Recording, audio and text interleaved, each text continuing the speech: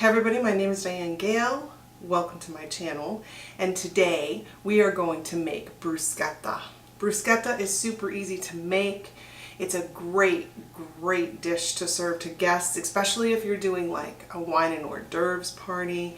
It's so simple, it's so delicious. It's also an amazing side dish when you're making Italian food, or an appetizer when you're serving Italian food to your family, or it's just an incredible lunch. And I tend to like it a bit for breakfast too. My understanding is that the term bruschetta does not refer to the topping that you put on the toasted bread, but it refers to the toasted bread itself. I actually just learned that researching this recipe, and I found that very interesting because I just always thought bruschetta was the tomato topping. We're going to use fresh garden tomatoes for this today, so this is a way for you to use up some of the season's bounty, and it is so important to find ways to use up fresh local food. If it's from your own garden, even better, you know, seasonally, when it's in season. So I'm going to kind of do this in steps because I have to take some things upstairs to the kitchen to cook them. But we are going to start with the bread. You can use any bread for this. As you can see, I've already been eating this bread. I didn't have any breakfast, and before I started filming this morning, I did a tomato cream sauce already today. I was hungry, and I used some of this bread to dip up the blue cheese dressing that I made, I guess it was a couple weeks ago. Anyway, it's here on my channel. Oh my goodness, that dressing, after it sat for a while, was so much better than I could ever have expected. When I made it for the channel, I was very happy with it, but I am ecstatic about it now. So if you need a good blue cheese dressing recipe, you should make that one, and you should allow it to sit for a few days before you eat it. But anyway, back to the bread. This is a semolina batard. I think that's how you say it, B-A-T-A-R-D. I'm really not sure. It seemed appropriate for bruschetta because semolina is a flour that is used a lot in Italian cuisine. I love semolina. You can use a French bread, an Italian bread. If you want it to be crispier, you can use a ciabatta. You can use any bread that you like, really. I mean, I wouldn't use a sandwich bread, but you get the idea. It's really up to you. Just pick the bread that you like, or whatever you can make. Or whatever is fresh in the bakery that day that looks like it's going to make a great bruschetta. I cut this at a little bit of an angle, and I guess I'm probably cutting it maybe just under a ½ an inch. This is another recipe that does not have exact measurements, you guys, and I think that a lot of the ones that I'm going to do with the garden fresh vegetables, I'm considering doing a series. I'm starting it this year in this little interim I have between now and the holiday posts, and then I want to pick it up again next year. But of cooking the garden, what to do with your garden fresh vegetables, and there's probably going to be a lot that are just going to be, be here with me in the kitchen and see how it's done. So I think these 3 slices will fit in this pan. I'm going to use this pan because I don't have another one that's more appropriate, and I think this one will work. They fit in there nicely. I'm going to take and drizzle them with a little bit of olive oil. Actually, quite a little bit, because you want it to crisp up on the bread. And then I'm going to top them with some garlic powder. Here we go. We're going to put quite a little bit of garlic powder. This is a lot of your flavor right here, what's going on your bread right now. So you want to be a little generous, just as though you were making garlic bread. And then I'm going to put a little bit of paprika on here. Now, the recipes that I've seen don't really use paprika, but I love paprika, and I thought that it was a nice touch. It's a nice color, although you're not going to see it really underneath the tomato topping once you're done here.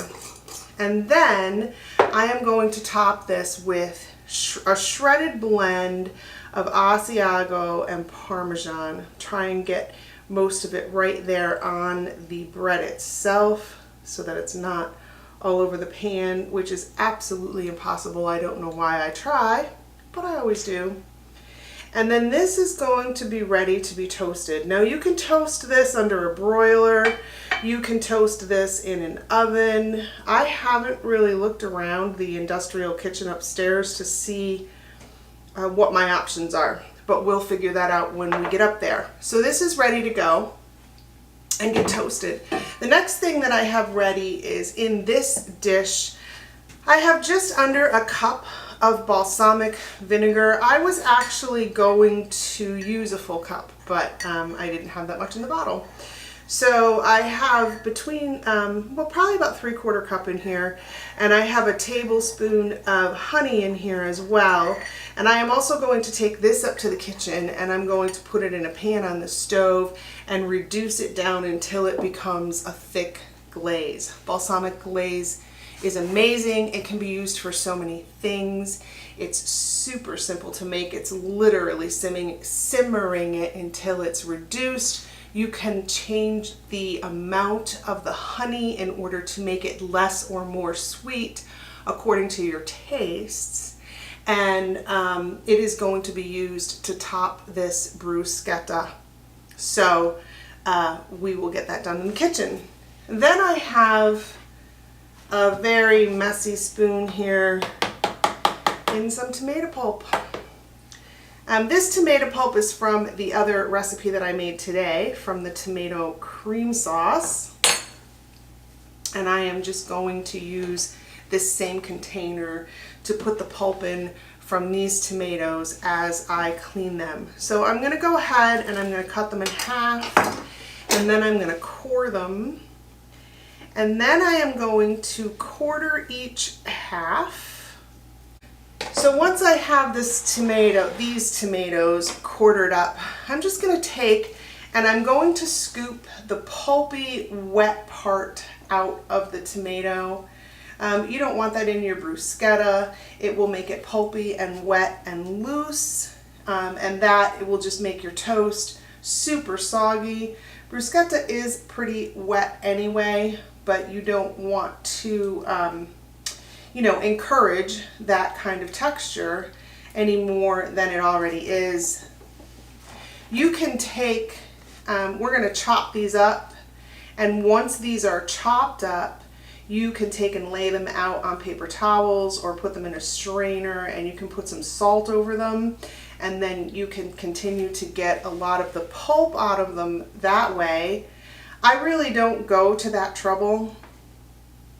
I'm okay with them being a little bit juicy, and all I really do is, if I'm going to have some of this left over, right? Because it's just me. I'm obviously not going to eat all of this, and this is way more bruschetta even, than I could use on those 3 slices of toast. So I will put some of this bruschetta in the fridge.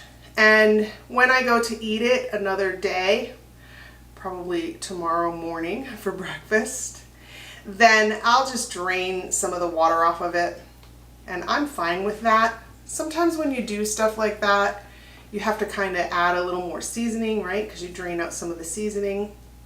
But for the most part, you don't. So you do what you want to do to make it so that your tomatoes have the least amount of juice. All right, you guys, there we go. So I have these tomatoes pretty well dejuiced, if that's a word. I'm going to take and I'm going to slice them again, and then I'm going to do them in small chunks. You really want small little chunks of tomato for bruschetta.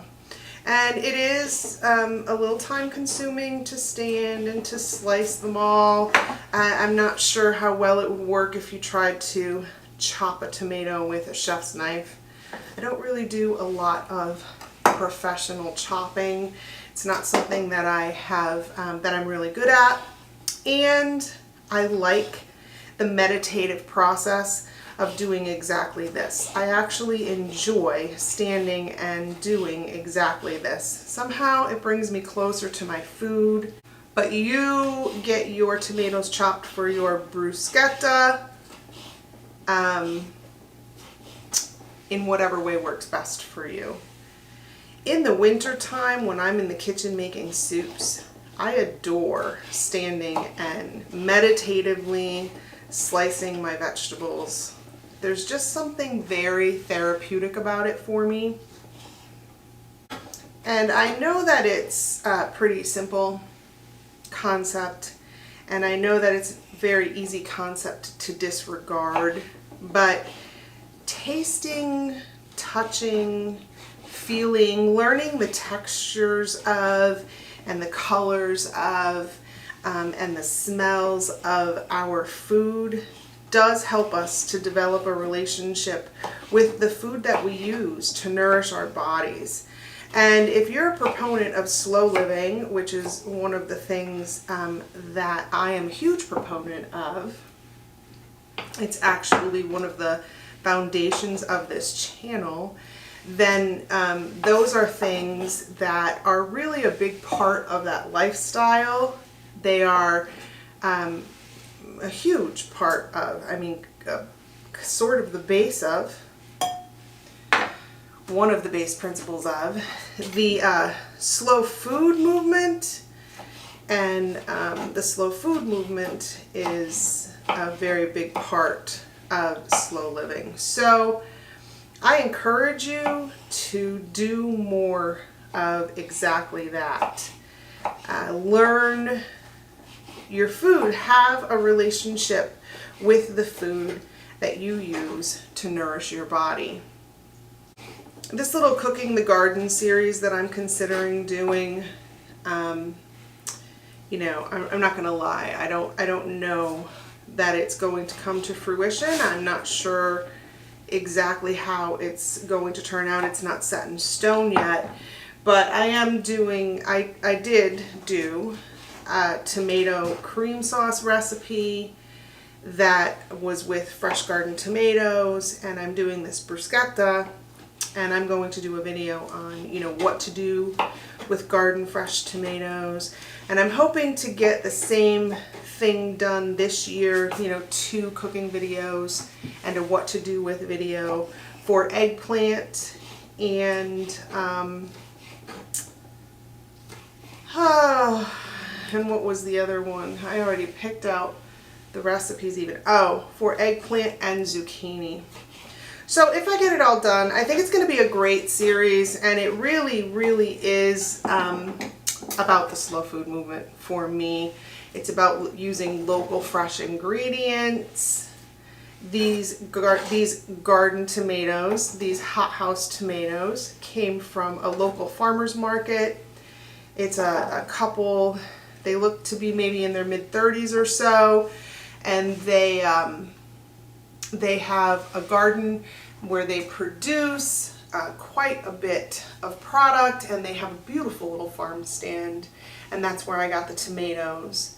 And then the basil is hydroponically grown locally, and it's just out of this world. It's really delicious. I don't buy it a lot because it comes in a large quantity, but now that I have that basil vinaigrette recipe that I shared a little while ago, and I've developed it to the point where I love it, so I could share it with you, I will probably buy more of this basil because I can make that vinaigrette and that preserves it very, very nicely. Okay, so once you have your tomatoes chopped up, right, and they look a lot like they do for pico de gallo, which is another recipe that is on the channel that you can check out. But I'm going to take 2 fresh garlic cloves here, and I am going to crush them. I don't have a great knife for doing that, and there's tomato juice everywhere, but that's okay. I need to get a new garlic press. My garlic press went to North Carolina. My son has it now, so I need to do that to get, it's so much easier. Garlic presses are great. But in the meantime, I'm doing this, and it works just fine. I used pretty big cloves. I know I say it all the time, probably almost every video, but if you know me, you know that I love garlic. And garlic's very good for you too, by the way. I'm going to put those in here. And then I want some salt in this recipe too. I'm not going to put salt in it right away because the salt will sweat water out of the tomatoes. I will probably salt my toast as I eat it. But I am going to slice up this basil. When you slice basil, it's not like many other herbs, most other herbs, all other herbs that I know how to slice. When you slice basil, you don't want to bruise it. So a lot of times, you know, you take your herbs and you gather them in a bunch, and then you slice them, and then you maybe chop, right? And with basil, you don't want to bruise it. You just want to get those kind of ribbon thin slices. So gather it all up in a bunch, take your time, and slice it nice and thin, and that's it. You really don't want to do anything else with it. You're going to get your best flavor this way. Oh my gosh, I wish we had scent vision. That smells amazing. Now I probably have more than a quarter cup of basil here, because to me that is what bruschetta is all about, is garden fresh tomatoes and fresh basil. I think that this is a really nice amount. Looks really fabulous, you guys. I am going to take, I don't even have a spoon here. I'm going to take and I'm going to stir this up, and then I'm going to let this sit right here while I go upstairs and toast the bread and reduce the balsamic and honey into a glaze. So I have the balsamic and honey kind of simmering. I wanted to show you, you don't really want it to simmer any more than that. I have these chef's saute pans in the industrial kitchen, and they're actually great for reducing vinegar and honey, because it spreads it out and allows it to reduce quicker. If you were to do this in a little saucepan on your stove, you would probably want to cook this at about the rate that you're seeing right here for 20 minutes, 25 minutes, in order to reduce it to a thickness that would be appropriate for the bruschetta. But in this pan, it's going to go a little bit quicker. So I've got the bruschetta, the bread in the oven, and I'm going to let that go for, I don't know, maybe 5 or 10 minutes. And then I'm going to put it in the broiler and try and toast off the top of it. Your balsamic glaze you want to be reduced by about half. And as it gets hotter and it cooks longer, it has bubbled up more. It's almost done, and you won't necessarily notice the thickness as much when it's pouring off the spoon, but you can see how it sticks to the spoon. And you know, if it was vinegar, it wouldn't do that. So it is just about reduced by half. I'm going to give it just a couple more minutes, and then I'm going to take it off the stove. Here is the bread, the bruschetta. I think it looks amazing. I did put it under that broiler, and I think it was just the ticket. The one thing I didn't do with the bruschetta that I saw that other people were doing is I didn't oil the bottom of the bread, and I'm assuming that it probably would have been a good move to do that because then the bottom of my bread would be crispy and toasty too, but I also know that this is going to be delicious. I'm kind of happy with it. More than kind of. I'm really happy with it. Let's go downstairs and put everything together. Okay, you guys, so as I showed you, this is toasty and looking delicious. Bruschetta couldn't be easier to assemble. All you need to do is take and top this amazing toast with a generous amount of your tomato blend. And I'm not going to put salt on this because of the balsamic glaze. I'm not going to lie, I don't always take the time to make the balsamic glaze for myself, so I usually put a little bit of salt on top of this. And I did make the balsamic glaze because it is really the best way to make bruschetta. And I want to show you the best way, and it's very, very, very tasty. And then you can do as you like. So I'm going to top this. It's looking great. And then I'm going to take some of this balsamic glaze that is super thick. It actually thickened more than half. And I am just going to drizzle it lightly across the top of this bruschetta. You don't want a lot of glaze, you guys. You don't want it to overpower it. You want it to complement it. So just a little bit of glaze will do. So this 100% smells amazing. Like, I don't even know how to describe how amazing it smells. And it is going to be such a treat. I've had to mess around with it for pictures and, you know, to do the video, but it's still pretty warm and I'm excited about that. It is for sure time for a bite. The crunch of the bread and the Parmesan, the earthy depth of the basil and the garden tomato, and that rich, sweet tang of that reduced balsamic vinegar. Unbelievable. Absolutely unbelievable.